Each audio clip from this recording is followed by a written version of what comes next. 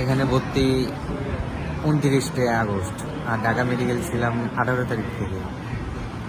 এভাবে মেডিকেলে দিন পার হয়ে যাচ্ছে। গত 18 জুলাই উত্তরা আজমপুরে আহত হই এবং আমার বাবা মা বলতে কেউ নাই। যার কাছে ছিলাম মানে তারা এখন নিজেই চলতে পারে না, তাদের চাই না যে আমি তাদের উপরে বোঝা হই।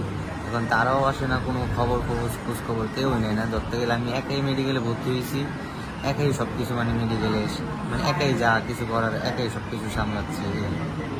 না, ডাক্তারও কোনো সময় সঠিক কথা বলে না যে চোখ কেড়ে কে আর জীবনে আজও পাবো কি পাবো না সেটাও বলে না।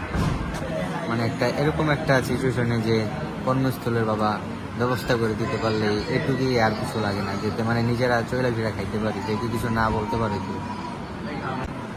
আমার ফোন নাম্বার হলো 01857773348।